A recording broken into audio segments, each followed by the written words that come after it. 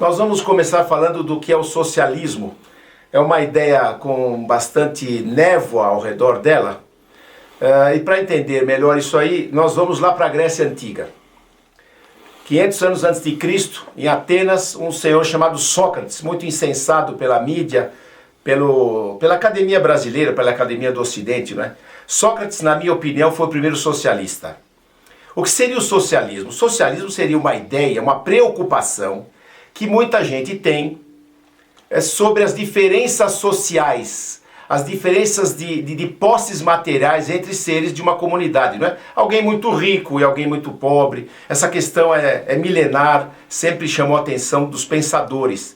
Inclusive temos um velho ditado, creio que é norueguês, que diz que se você não é socialista aos 18, você não tem coração. E se você é socialista aos 40, você não tem intelecto.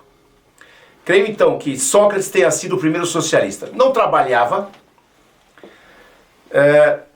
não tomava banho, não tinha os cuidados com a higiene pessoal, incomodava, atacava os ricos, ridicularizava a riqueza material, era reprovado pela sociedade, não é? Eu tenho essa ideia de que ele foi o primeiro, entre aspas, sindicalista, aquela pessoa que incomoda, não é?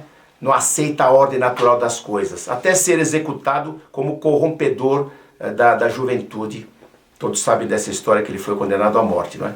E essa história, então, essa ideia de se preocupar, de julgar a diferença de renda de uma sociedade, ela foi meio que sepultada durante a Idade Média, aquele período que a gente chama de Idade Média, que durou 1000 anos, né? E agora, então, a ideia vai ressurgir. Curiosamente, a primeira teoria socialista foi a chamada socialismo utópico. Todos sabemos o que é uma utopia, né? Um estado de coisas inalcançável. E veja que curiosidade. Américo Vespúcio, um dos grandes pilotos do século XV, XVI, o italiano, ele esteve visitando a ilha de Santa Catarina, antes dela ter esse nome, que hoje abriga a capital dos catarinenses. E ele reconheceu essa ilha em 1503 como a melhor aguada do Atlântico. Aguada, na linguagem dos navegadores daquela época, era um porto seguro. Se você olhar a geografia de Santa Catarina, da ilha, ela abriga duas baías, a Baía Norte e a Baía Sul, numa situação de calmaria das águas. É uma região farta em comida, caça, frutas, água fresca, né? Muito necessária naquela época de grandes navegações. E ele então relatou isso em seu diário, elogiando essa ilha. E o nativo catarinense, né, o carió, ele era o que a gente chamava hoje de índio bom. Ele não era agressivo. Nós tínhamos canibais agressivos aqui no litoral de São Paulo, no litoral das Alagoas, no litoral do atual Uruguai. Mas esse carió da ilha de Santa Catarina, batizada só em 1526 com esse nome, por um outro italiano, o Sebastiano Cabotto, essa ilha abrigava então esse índio bom, esse índio amigo. Esse relato, no diário de Américo Vespúcio, que foi o primeiro navegante a alertar à época que esse continente que Colombo teria descoberto não era a Ásia, não era a Índia, mas um novo continente, que depois foi batizado de América em homenagem a ele no século XVII. Então Américo Vespúcio deu nome ao continente. Muito bem.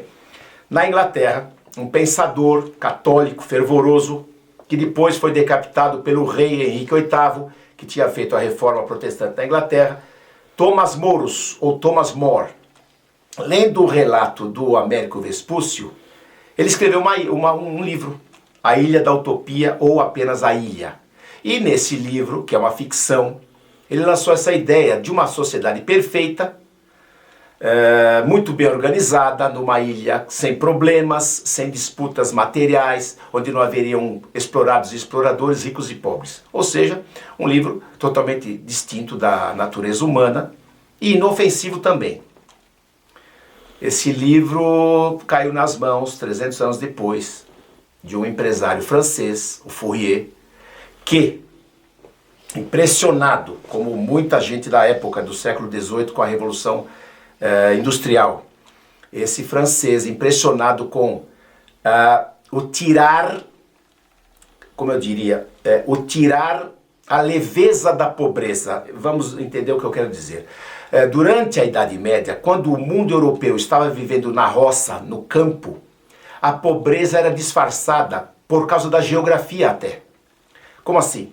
Você vivia, a comunidade europeia vivia no campo, em comunidades e aldeias separadas, então a pobreza ela estava dispersada, diluída na geografia, na topografia. E a Revolução Industrial, no século XVIII, começado na Inglaterra, ela concentrou com o êxodo rural a pobreza por metro quadrado. Então muita gente pensa, inclusive, que a Revolução Industrial aumentou o número de pobres, e isso não é verdade. A Revolução Industrial diminuiu o número de miseráveis. É que, concentrados nas cidades, nos bairros pobres das cidades europeias, chocou. Né? Antes você andava 2, 3 quilômetros para encontrar uma pessoa na miséria. Só que essa miséria rural era uma miséria até suportável porque havia comida. E na cidade, essa concentração de pobres chocou as pessoas, não é? Os pensadores da época que não souberam ler a situação. A Revolução Industrial veio melhorar a situação humana, melhorar, não piorar. Muito bem. O Fourier, portanto, pegou o livro do Thomas More, que era, vamos dizer, o fundador do socialismo utópico, e criou uma coisa curiosa que é o falanstério. Uma soma de uma falange com um monastério. Falanstério. E fundou um falanstério na França. O que é um falanstério? Uma comunidade socialista agroindustrial, que pode ter no máximo 600 membros, todos voluntários, e esses 600 membros vão entrar nessa comunidade socialista utópica e vão realizar o seu impulso natural. Eu gosto de cozinhar, eu vou ser o cozinheiro do falanstério. Você gosta de pintar, você vai ser o pintor do falanstério. Muito bem. Montou um falanstério e eu não preciso dizer a vocês que não deu certo. O que aconteceu então? Olha que curiosidade, o Brasil entrou nisso aí.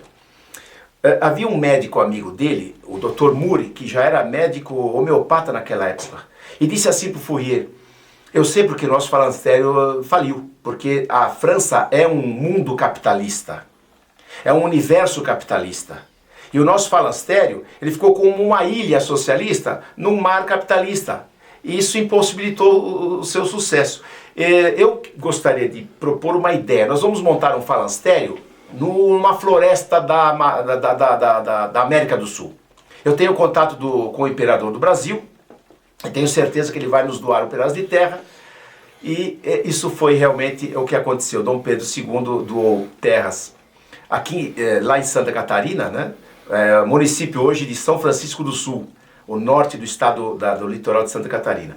E vieram para Santa Catarina em 1840, 500 franceses, liderados pelo Dr. Moore, e montaram um falanstério em terras catarinenses, na floresta catarinense, em 1840. Eu não preciso contar para vocês que 2 anos depois havia falido, eles se dispersaram, com inclusive alguns franceses voltando para a França. Então nós entendemos agora o que é o socialismo utópico.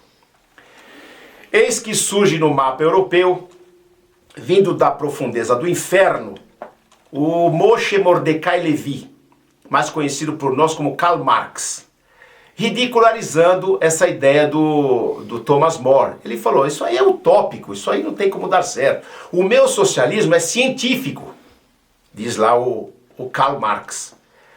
Muito bem, o que seria o socialismo científico? E esse científico eu coloco sempre entre aspas. Ele disse: eu tenho a receita para acabar com o sofrimento humano. Nós vamos acabar com os opressores e com os oprimidos. Como é que é essa receita, Karl Marx? É muito simples. Um belo dia, diz ele, o capitalismo vai colapsar sozinho, sem que ninguém precise trabalhar para isso. E no dia seguinte nós vamos instituir a ditadura do proletariado. Então vamos lá. Naturalmente, segundo esse senhor, o capitalismo vai colapsar, vai entrar em colapso sozinho. Eu não preciso explicar para você que isso nunca ocorreu. Até hoje nunca ocorreu. No dia seguinte veio o senhor Karl Marx, que tinha uma visão totalmente materialista da história humana, né? Na cabeça dele, a história humana era a história da luta de classes. Então não havia na cabeça do Karl Marx arte, não havia amor, não havia esforço mútuo para a comunidade, não havia beleza, não havia nada, apenas luta de classes. Quer dizer, uma visão totalmente estúpida da história humana. Então vamos lá. O capitalismo entrou em colapso, segundo Karl Marx, vamos instituir uma ditadura do proletariado. O que é isso, Karl Marx? É um grupo de trabalhadores que vai governar o país. Trabalhadores? De qual área? Quaisquer áreas. Pode ser um operário de uma fábrica, um motorista de caminhão, um porteiro de hotel. Esses vão ser o governo. Olha que coisa científica. Muito bem. Segundo passo. Primeiro passo, ditadura do proletariado. Segundo passo, todos os bens são estatizados. Esse é o socialismo científico dele. Então os móveis e imóveis passam a ser do Estado. Não há mais proprietários. Todos os trabalhadores, todos os seres humanos passam a ser funcionários do Estado. A casa onde você mora não é tua, é do Estado. A geladeira que está na tua cozinha, que não é tua, também não é tua. Ela é estatal. Se você brigar com a tua esposa e espancar a tua geladeira, você vai ser preso porque ela não é tua. E quando ela quebrar, você vai chamar uma oficina estatal para consertá-la. Deve ser um sistema muito eficiente esse. Muito bem. Terceiro passo. Vai surgir uma sociedade sem classes, segundo ele. Quarto passo. O Estado pode desaparecer. Desaparece o Estado. Quinto passo. Atingiremos o comunismo. Karl Marx, o que é o comunismo? É uma sociedade onde todo mundo é dono de tudo. Ou seja, é como estava o Brasil quando chegaram aqui os portugueses em 1500. O rio é de todos, as goiabeiras são de todos, as bananeiras são de todos. Quer dizer então que, resumindo o marxismo, a felicidade humana reside em voltar para a idade da pedra lascada. Não é nem pedra polida, é pedra lascada. Esse é o chamado socialismo científico. Ele ia destruir o clero, porque para ele Deus não existe. Ele ia destruir a nobreza, tirar o poder dos nobres. E ele ia destruir os empresários, a burguesia, que são os proprietários das empresas. Muito bem. E a coisa pode ser pior, e piorou. Surgiu um sujeito chamado Proudhon. Ele disse, não, isso aí que Marx escreveu não tem cabimento. Eu tenho a saída para a felicidade humana. É o socialismo anárquico. Como é que é isso aí, Proudhon? É muito simples. Nós acabamos com todas as autoridades. Começa por Deus. Deus não existe, o Estado não existe, polícia não existe, leis não existem, chave de porta não existe, cadeado não existe, despertador não existe, chefe de família não existe. Nenhuma autoridade é reconhecida. Vamos chamar isso de socialismo libertário. Fica difícil de você entender como é que tem jovens estudantes hoje que se dizem anarquistas. Ou não sabem o que é, ou não sabem o que é. E, curiosamente, o Brasil entrou também, respingando aqui no Brasil essa história. Veja só, um italiano, Giuseppe Rossi, que se dizia anarquista, também migrou com seus amigos para o Brasil e conseguiu terras doadas pelo Estado brasileiro no tempo da monarquia também, no século XIX, aqui no Paraná, no interior do Paraná. Colônia Cecília. Do que viviam os anarquistas? De ajuda dos vizinhos capitalistas. Viraram quase mendigos. O casamento do anarquista era aberto. O Giuseppe Rossi tinha 5 filhos, só um era dele. Resultado, para não ser muita delonga aqui, acabou o casamento dele, ele voltou para a Itália, a comunidade faliu, enquanto alguém estava ajudando por fora. Deu certo o socialismo anárquico, que também era ateísta. Mas na Europa eles incomodaram muito, né? Pouca gente lembra isso. Para um anarquista sincero da época, assassinar o chefe do Estado significaria acabar com o Estado. O Estado ia desaparecer. Olha a pequenez de uma visão dessa. E eles saíram pela Europa assassinando chefes de Estado. Mataram a imperatriz da Áustria, o rei de Portugal com seu filho, o imperador da Rússia, o Alexandre II, o czar. Tentaram matar o rei da Inglaterra. Atentado contra o rei da França, o imperador Napoleão III. Tentaram matar nosso imperador no Brasil, Dom Pedro II, sofreu um atentado. Tentaram matar o primeiro presidente da República do Brasil, eleito, Prudente de Moraes. Assassinaram o presidente dos Estados Unidos. Tentaram assassinar o presidente do México. Então, o anarquista da época, ele incomodou muito. Ele assustou as autoridades eclesiásticas, o que levou o Papa Leão XIII a lançar mais uma ideia socialista, o chamado socialismo cristão. Então nós temos o socialismo utópico, lá do Thomas More, o socialismo científico do Marx, o anárquico do Proudhon, e agora o cristão, o socialismo cristão do Papa Leão XIII, que escreveu uma encíclica muito curiosa, Rerum Novarum, defendendo a propriedade particular e defendendo a harmonia entre trabalhadores e patrões. Não é? O capital e o trabalho poderiam trabalhar em harmonia, como realmente, naturalmente, tem que acontecer. Na verdade, ele deu um puxão de orelha nos operários, né? Não destruam máquinas, não façam greve, não façam anarquia, e puxou também a orelha dos proprietários, incitando-os a respeitar a dignidade humana dos trabalhadores, essa coisa toda. É magnífica a encíclica Rerum Novarum. E é claro que foi um levante, né, do Papa contra o ateísmo do chamado científico e da anarquia.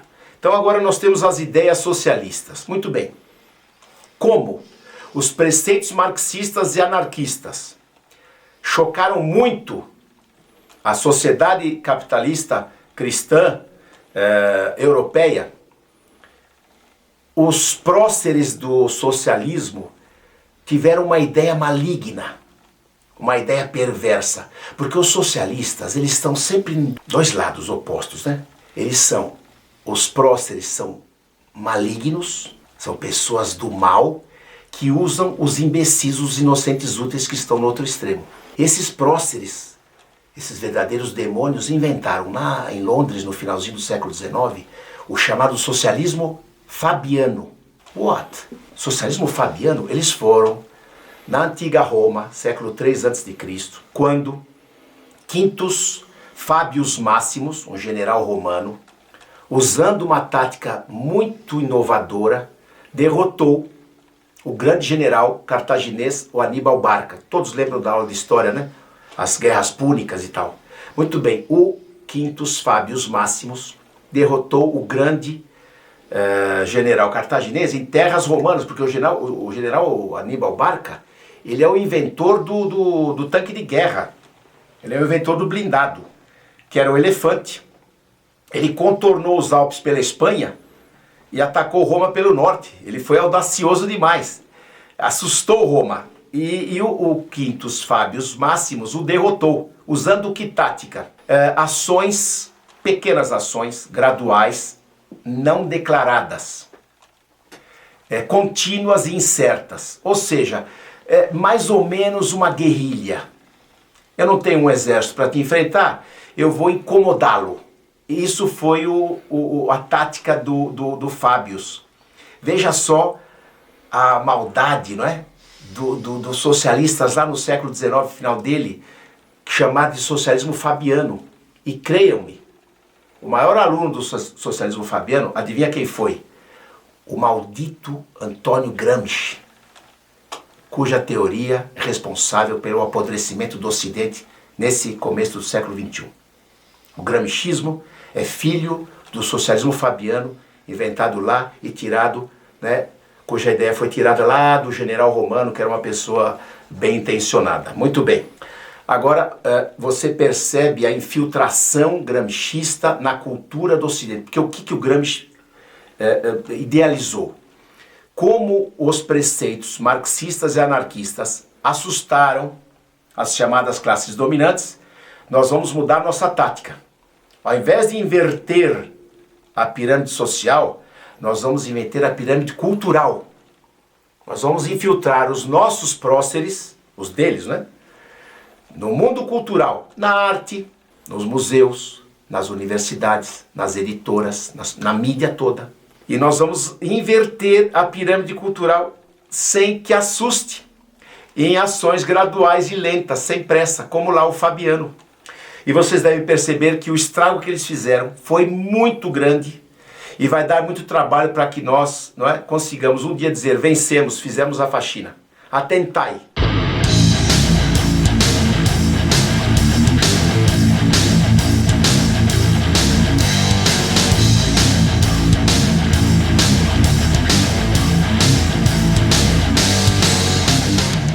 Agora vamos ver então, porque tudo isso é teoria, onde pela primeira vez essa desgraça dessa teoria maldita entrou numa prática, colocou, não é, as mãos no sangue diretamente humano. Foi a Rússia, escolheram a Rússia. Eu imagino como é que foi isso, essa escolha, né? Esses próceres do mal olhando a Rússia e toda a dificuldade que ela impunha a seu governo. Era o maior país do mundo, né? Um país muito grande, um país com muita pobreza, um país com servidão feudal. E escolheram a Rússia para fazer o seu laboratório. Só que o receituário do Karl Marx, ele não se aplicava na Rússia. Porque o Karl Marx diz assim, o capitalismo tem que entrar em colapso, para depois nós começarmos nossos passos. E a Rússia não era um país capitalista ainda, era um país feudal, com servidão feudal. Por isso que ele adaptou, não é? Ele pegou o marxismo e adaptou para a receita russa, daí marxismo-leninismo. Muitos diziam na época que se Marx estivesse vivo, ele não ia morar lá na Rússia de Lenin. Muito bem. Vamos estudar um pouquinho a história da Rússia. A Rússia moderna, pós-feudal, foi fundada por Ivan, o primeiro czar, né? Ivan o Terrível, chamado o Terrível, que adotou um sistema centralizado, acabando com o feudalismo, com a descentralização, né, dos mini-países. Casou-se com a sobrinha do último imperador do Império do Oriente, do Império Bizantino, e adotou o cristianismo ortodoxo como religião de Estado. Os czares todos, os imperadores, eram chefes de Estado e chefe da igreja, como se fossem os papas dessa Rússia. E foram se sucedendo, até que os Romanov foram coroados em 1613, portanto ficaram um pouco mais de 300 anos no poder. Alexandre II, avô do Nicolau II, que foi a vítima da Revolução contra a Rússia. Alexandre II foi assassinado num atentado anarquista. O filho dele, Alexandre III, pai de Nicolau II, tomou por esse crime, uma atitude de repressão.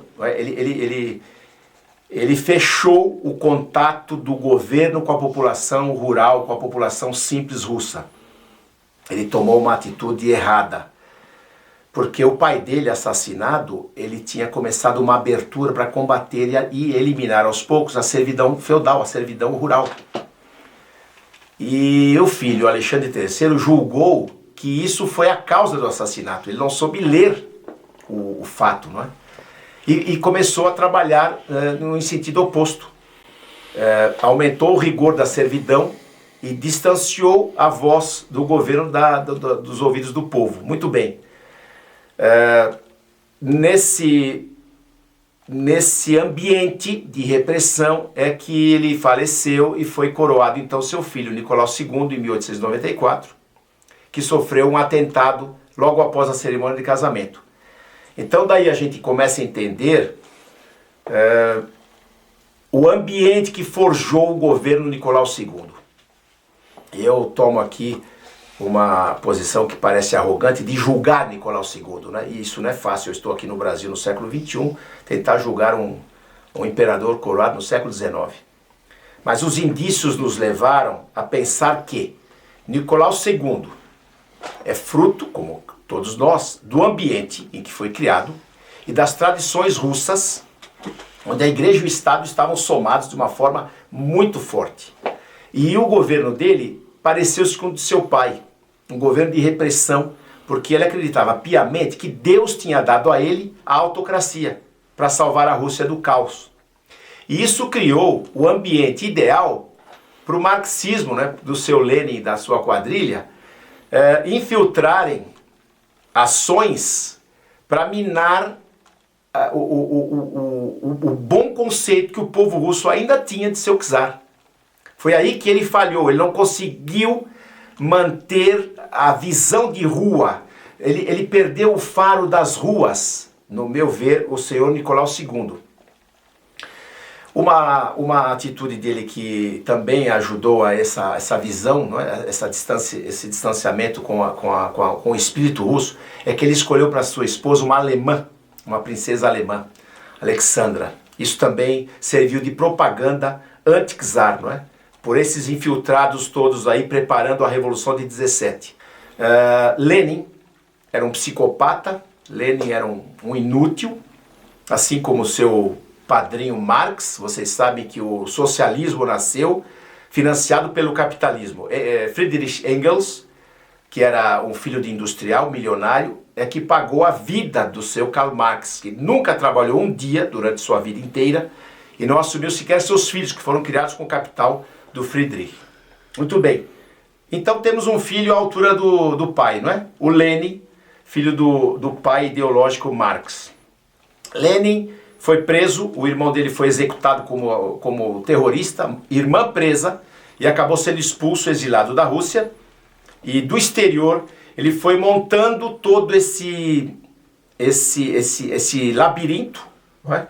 Para enredar e dominar e sabotar a ligação entre Nicolau II, o Estado, o governo e o povo. Ele infiltrou-se exatamente nesse caminho, nesse elo de ligação, que era secular. Muito bem. Primeiro, infiltrar um padre, olha como a perversão não tem limites. Padre Gapon. Esses socialistas, esses desgraçados, eles chamam de ensaio geral o ano de 1905.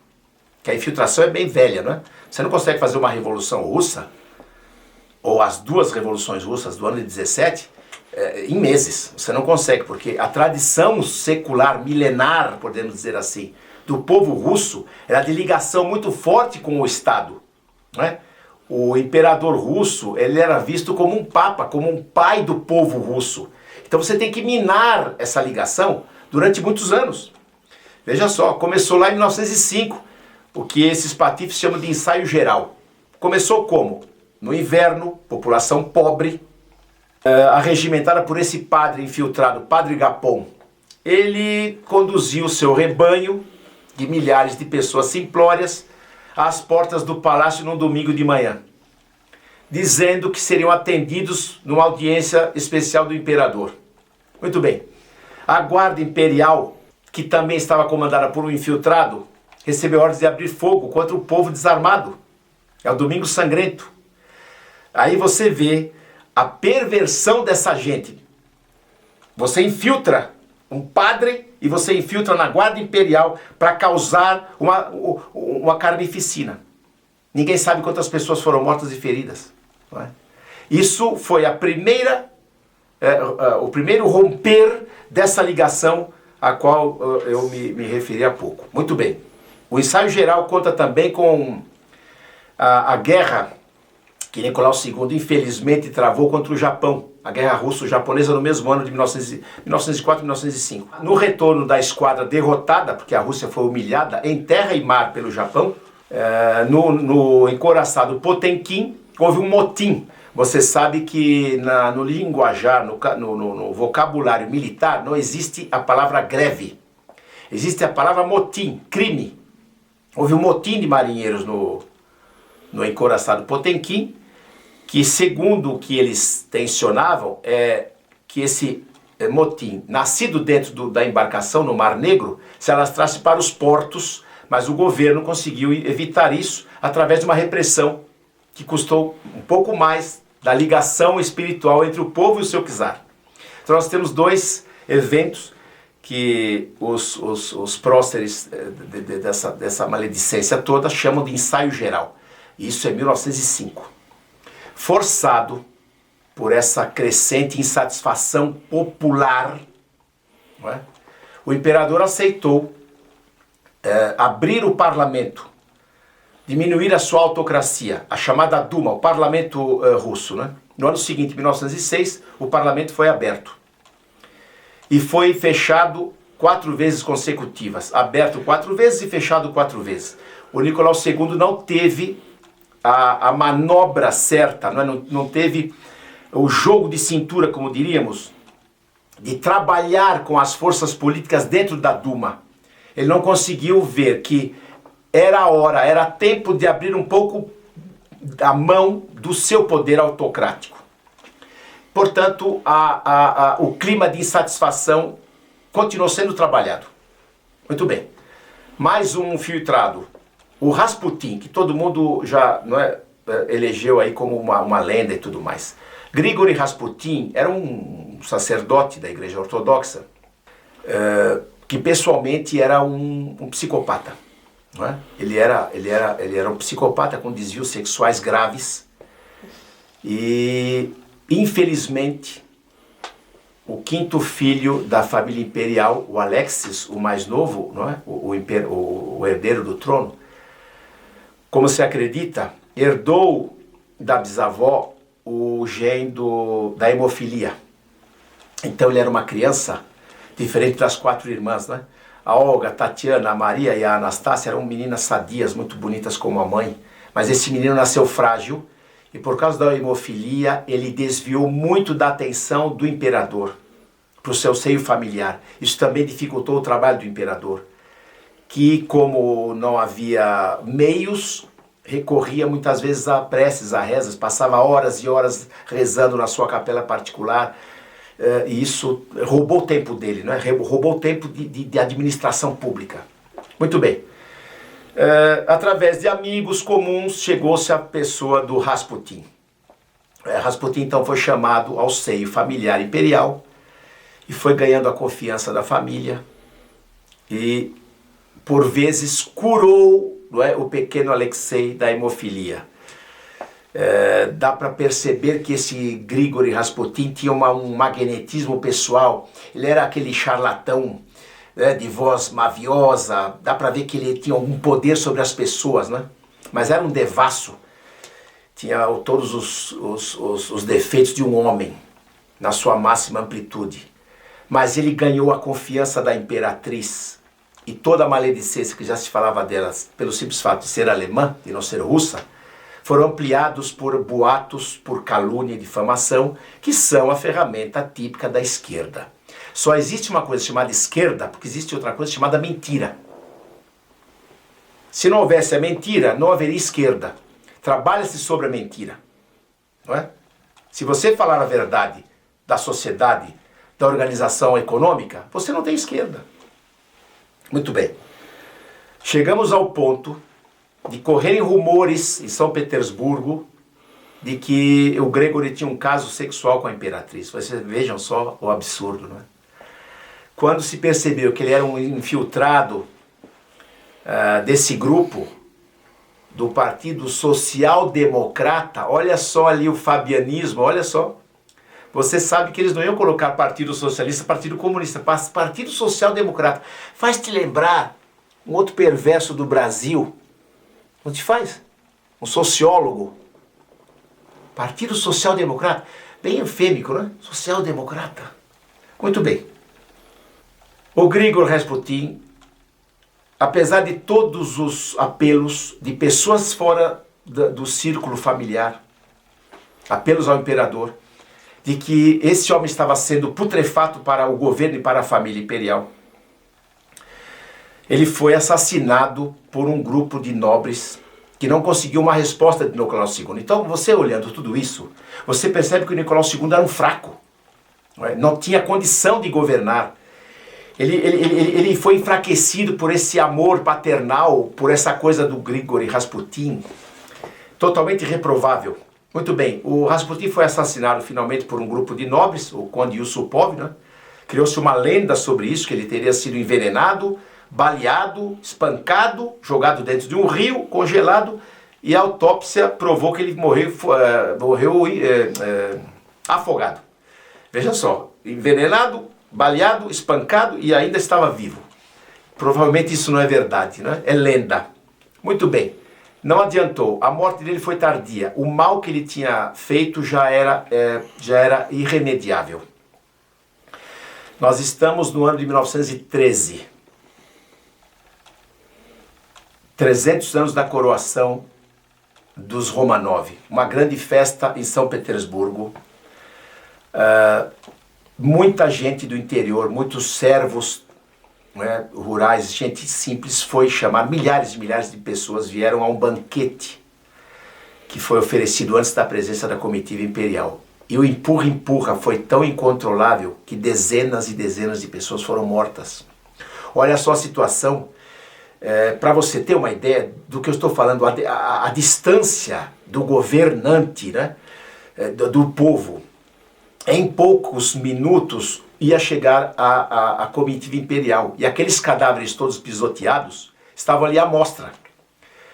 Os seus auxiliares não tiveram dúvida. Os cadáveres todos, que passavam de 100, foram escondidos embaixo do palanque, onde estava a mesa do banquete da comitiva imperial. O imperador almoçou sobre cadáveres, sem saber. O mesmo, quase o mesmo, tinha acontecido na época do casamento dele anterior. Muito bem, 1913 eu elejo como o ano de ruptura final. Não é?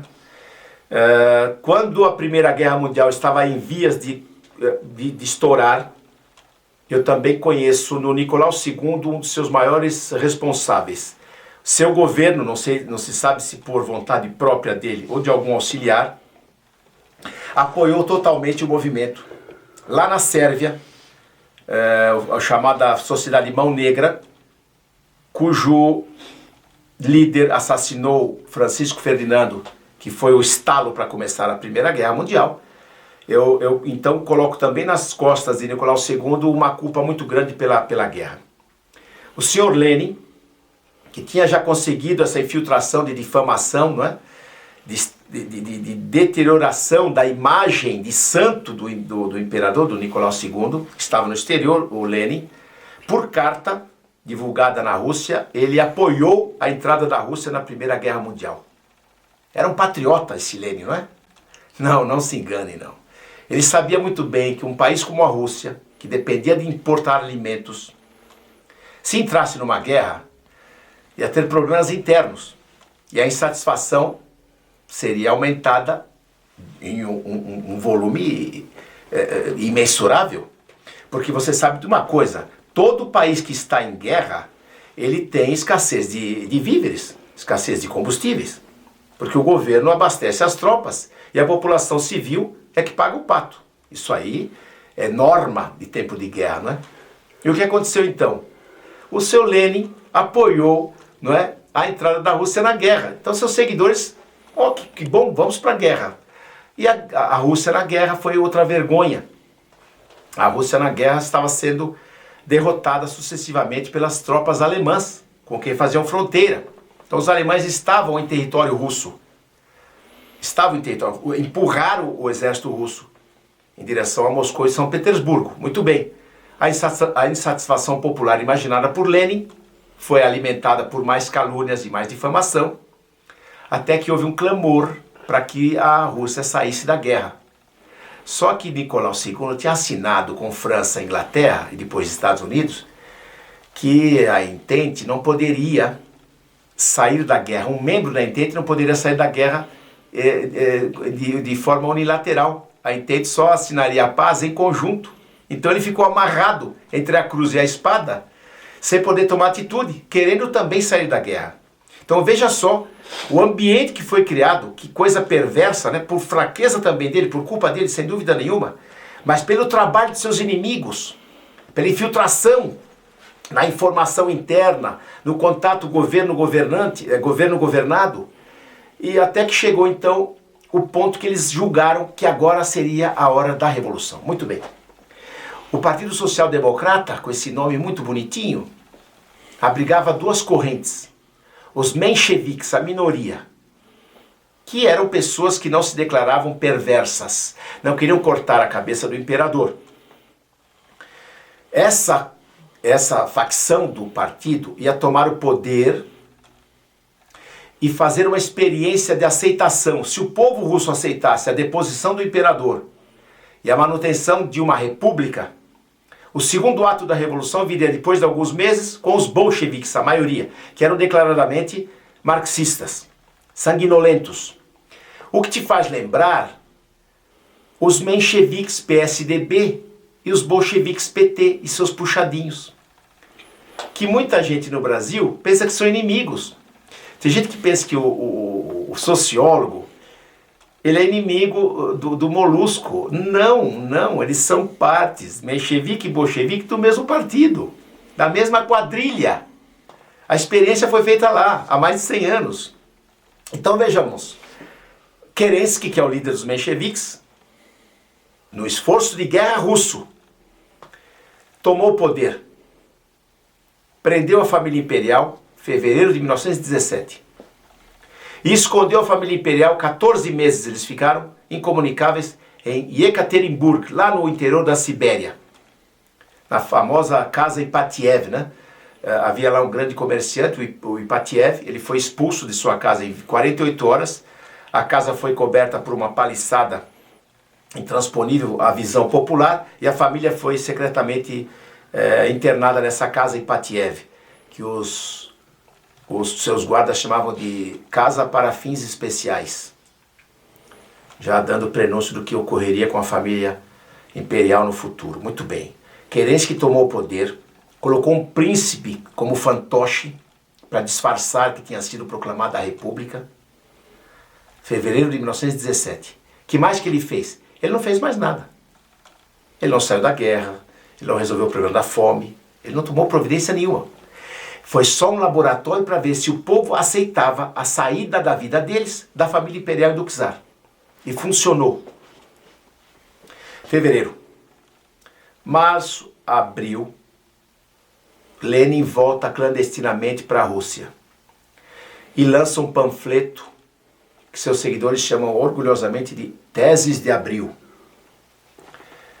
Resumo, ele prometeu aos russos pão, a fome ia acabar, paz, ele sairia da guerra, e terra, haveria reforma agrária.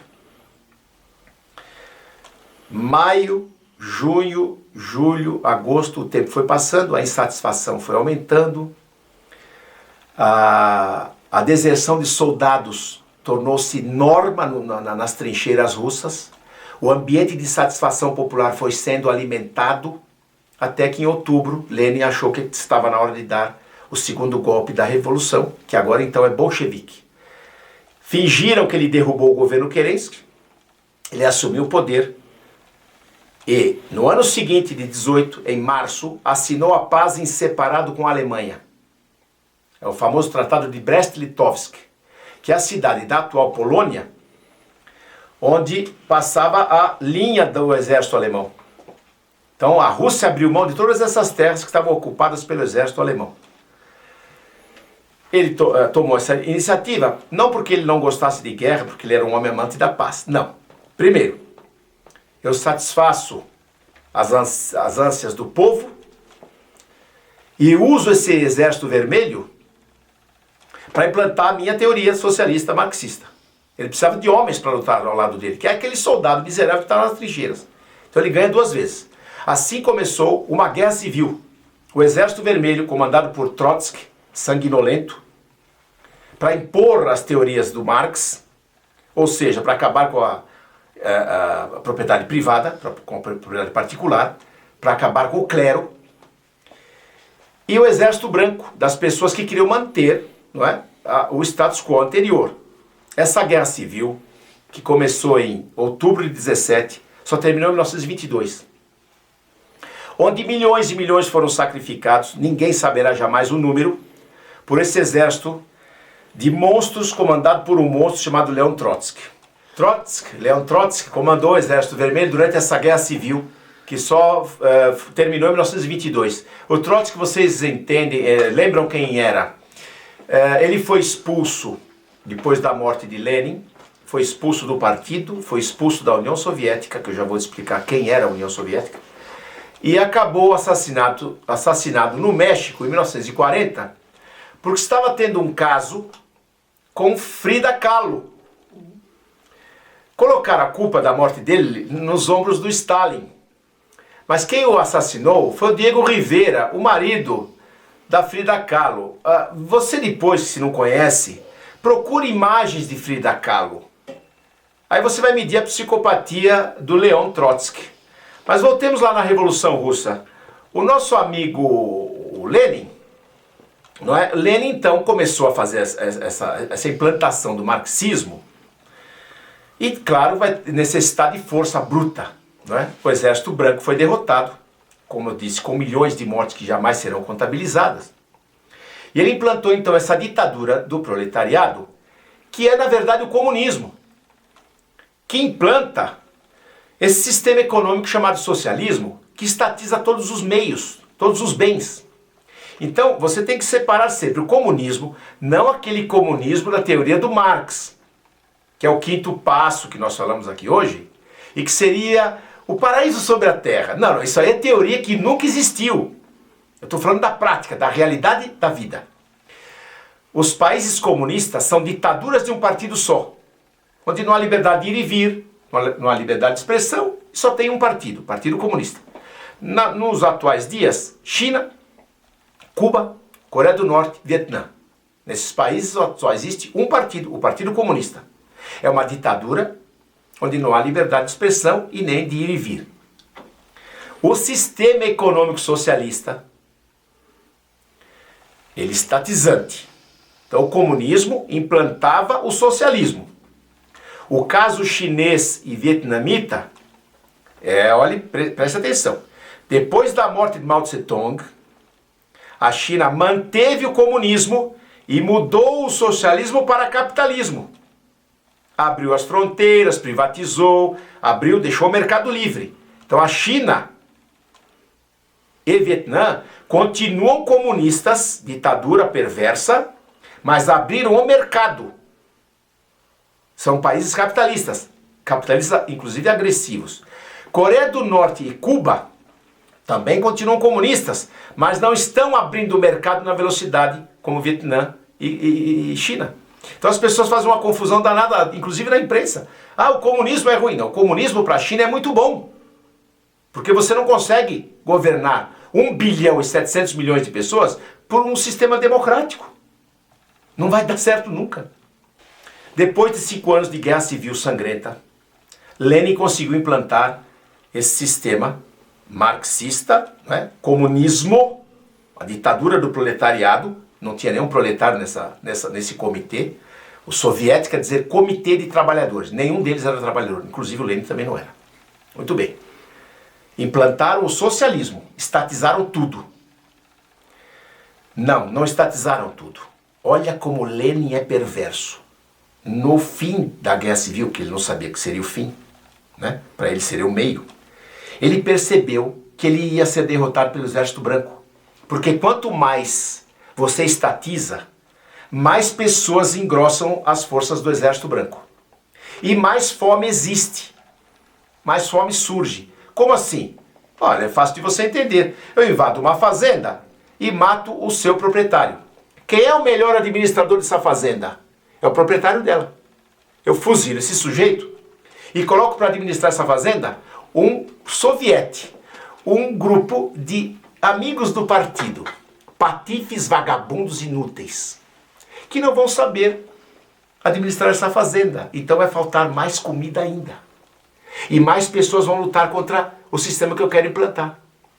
Aí Lenin deixou a famosa frase na história: eu vou dar um passo atrás para depois dar 2 à frente. E instituiu a chamada NEP, Nova Política Econômica no inglês. O que é a NEP?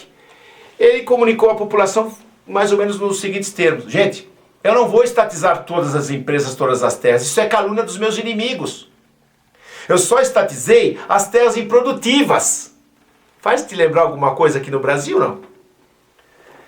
Então, ele desarmou seus inimigos. Olha que monstro perverso. Se você um dia for a Moscou, aquele que está lá deitado não é ele, aquele é um boneco de cera. Mas pode ir lá xingá-lo.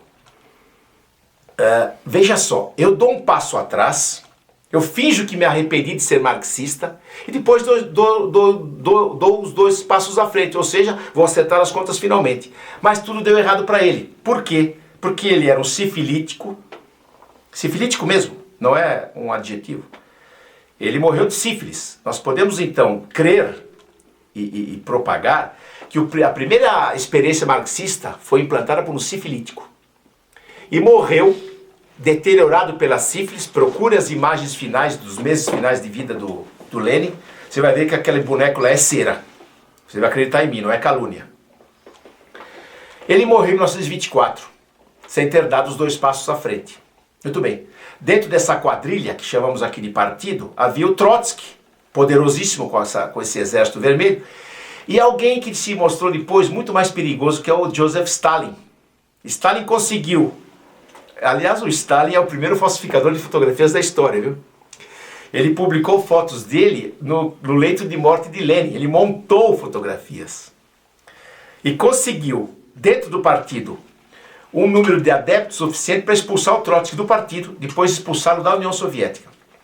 Você que não leu ainda o magnífico livro A Revolução dos Bichos, de George Orwell, você tem que ler esse livro. E você vai ver nesse livro a exata história da Revolução Russa. Resumindo o livro, os animais de uma fazenda na Inglaterra, liderados pelos porcos, que são os animais mais espertos, resolveram, né, irmanar-se com os animais todos e expulsar o fazendeiro. Resumo do livro rápido. No final, governada pelos porcos, essa fazenda infligia um sofrimento inimaginavelmente pior do que os animais sofriam na mão do fazendeiro humano.